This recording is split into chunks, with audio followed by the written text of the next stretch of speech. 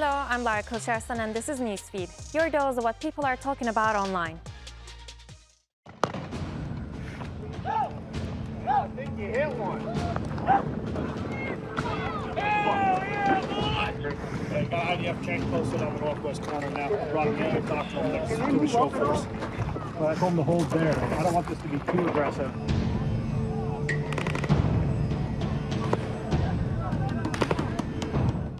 For weeks, we have been reporting about desperate Gazans who are being killed while trying to seek out aid. Now, two American contractors working at the controversial Gaza Humanitarian Foundation have released a video about how their colleagues are deliberately gunning down starving Gazans.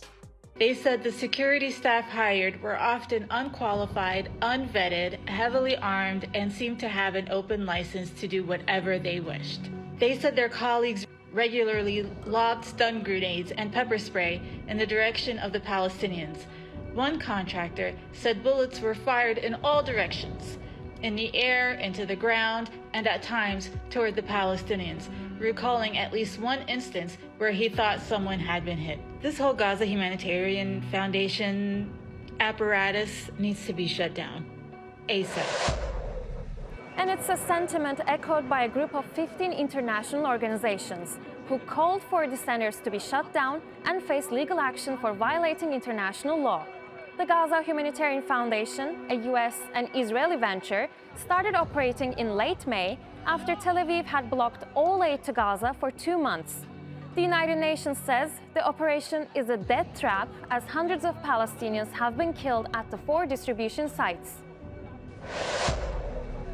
In Gaza, people continue to endure suffering beyond imagination. Israel is responsible for one of the cruelest genocides in modern history. Official figures count over 200,000 killed or injured. Leading health experts estimate that true toll is far higher.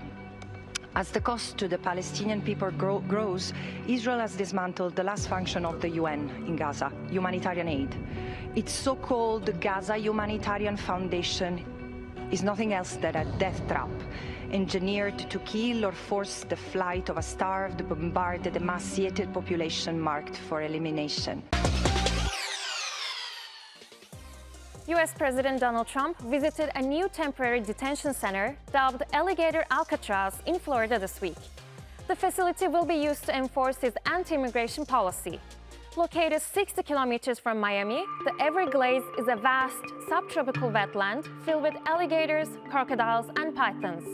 To promote the opening, Homeland Security posted an image showing alligators wearing immigration and customs enforcement hats. The detention complex costs $450 million and can house up to 5,000 people. In recent weeks, masked ICE agents have detained a number of people from the streets or their homes, sparking anger among many US citizens. Meanwhile, the Senate passed a bill that allocates tens of billions of dollars for immigration enforcement, along with other spending plans. I mean, you don't always have land so beautiful and so secure. We have a lot of bodyguards and a lot of cops that are in the form of alligators. You don't have to pay them so much. But I wouldn't want to run through the Everglades for long. It will keep people where they're supposed to be. The top photo is a photo of Auschwitz, the concentration camp in Poland. And the bottom photo is Alligator Alcatraz. Alligator lives matter. The good news is alligators are guaranteed at least 65 million meals if we get started now. Okay, so this is just pure genocidal language. It's not even a dog whistle, it's more like a megaphone at this point. She's a very big person in the MAGA movement, and she's always influencing Trump's policy decisions. The 65 million she's talking about is the entire Hispanic population in the United States. So yeah, this is what she's saying about the entire Hispanic population. Surely a place with this name isn't going to have any human rights violations, right? It was never about addressing crime in this country. Only 8% of all the ICE detainees, you know, the ones that are being thrown in these camps, only 8% of them actually have a serious criminal record. And by the way, undocumented immigrants actually have a lower crime rate than natural-born citizens. You know, this is what political dissidents in this country, anyone who opposes Trump's administration in this country, has been saying the entire time. So I really just don't want to hear anything about fear-mongering ever again when it comes to these camps that Trump's administration is creating. This is their motivation. Another round of major job cuts at Microsoft. The tech giant has confirmed it's laying off more than 9,000 employees. That's about 4% of its global workforce. The company's Xbox division, known as Microsoft Gaming, is reportedly among the hardest hit. This is the third round of layoffs at the company this year, following more than 6,000 job cuts earlier this spring and another 305 positions wiped out in June. I found the email that Phil Spencer sent to the employees who were getting laid off. This is terrible, right? I recognize that these changes come at a time when we have more players, games, and gaming hours than ever before. Our platform, hardware, and game roadmap have never looked stronger. The success we're seeing currently is based on tough decisions we've made previously. Just a bunch of corporate bull justify why you're sacking all these people that you acquired. I mean, what kind of message does this send to future developers, right? That you could be working for one of the most profitable, popular, and valuable companies on planet Earth, and they could have had a profitable year followed up by a profitable quarter and been on the rise, and you can still get fired anyway because they decided to do one too many acquisitions and now they want to recoup some of the costs. But while some parts of the gaming world are facing major cutbacks, others are booming. Grow a Garden is the fastest growing video game in the world right now, and it's not even a full game in its own. It's actually an experience within Roblox, and it's absolutely exploding in popularity. Launched in late March, Grow a Garden has already racked up more than 12 billion visits, and in June, it officially broke Fortnite's record for the most players online at the same time, 16.4 million. So what's the big appeal? Players grow virtual crops, take care of digital animals, and sell what they produce for in-game currency. You can log off, come back later, and watch your garden bloom. It's part of a growing trend in what's being called cozy gaming. Low-pressure, relaxing games that are more about building virtual worlds than chasing high scores. And if you scroll through social media right now, you'll find thousands of players proudly showing off their Roblox gardens and turning this digital pastime into a global obsession. Australia's national airline Qantas has confirmed a major cybersecurity breach affecting the personal data of up to 6 million customers. The airline says it detected the attack on Monday, targeting one of its contact centers. Among the information accessed, names, email addresses, phone numbers, birth dates, and frequent flyer numbers. Qantas is reassuring customers that credit card details, bank info, and passport numbers were not exposed, since that data isn't stored in the affected system. Cybersecurity firms say a group known as Scattered Spider may be behind the attack. If you're one of the affected customers, we got your back. Here's what you can do. Make sure you head over to the Qantas website, click on their alerts banner and the cyber incident. They have all information there and keeping everyone up to date on what's happening and the information that was leaked. Make sure that you use secure information, change your password on your accounts. They should implement something called multi-factor authentication, which is like an extra process when you log into Qantas. You can either use an app or you get sent a code. But more importantly, if you receive email from Qantas or people phoning up saying they're from Qantas, just to be aware, check what's in the email, check that the address is correct, check if the person has the right information on the phone, and quite simply, if they don't, hang up or delete the email. As simple as that. From turbulence in Australia's digital skies to Europe clipping the wings of sneaky airline fees. The European Union has voted to ban charges for carry-on bags under 7 kilograms for flights within its borders.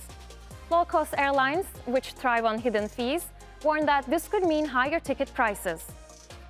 Starting from 2025, all passengers will be allowed to bring both a personal item like a handbag or backpack and a cabin bag up to 7 kg without incurring additional charges. And this move promises to bring a much needed transparency and fairness in air travel, ensuring the price you see when booking is closer to the price you actually pay. This isn't the only thing that's changing, so if you've got a child under the age of 12 years old, you no longer need to pay for them to sit next to you, because legally they need to be sat next to you at no additional charge. Carers for passengers with reduced mobility will now be able to travel for free, ensuring better support for passengers who require assistance during their journey. The rules for refunds and delays have also been updated, and airlines must process refunds within 7 days, or intermediaries must do so within 14 days. A new EU-wide compensation form will simplify the claims process for delays and cancellations. Now, these decisions are a win for us travellers. However, the low-cost carriers like Ryanair and Wizz Air are not so happy, and that's because these budget airlines have built a revenue model around extra fees for seat selection, baggage and other services. In 2024, Ryanair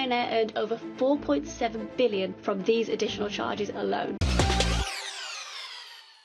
Young boys in Indonesia are making waves online.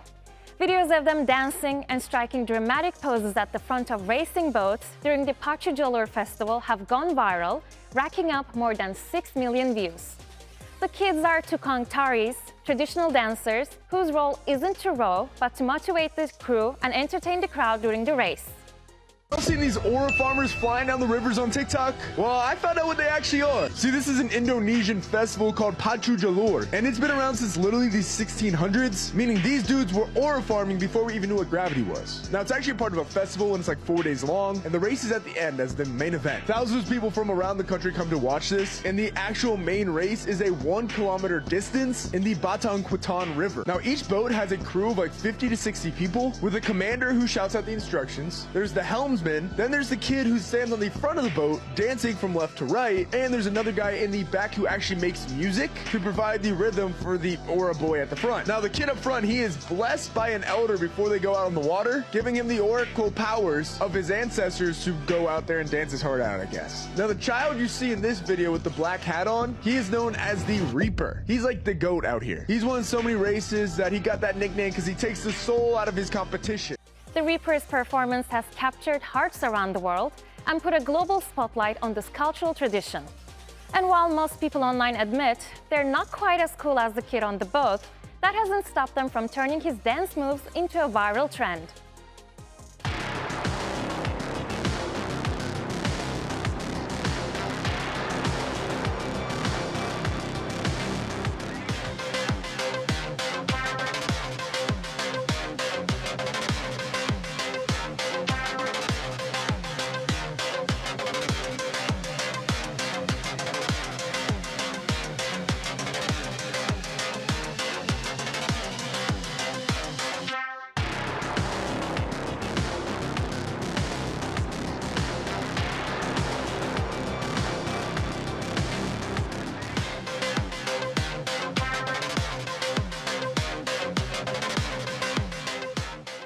And that's our show. Find our latest stuff on YouTube and do subscribe to our channel. See you soon.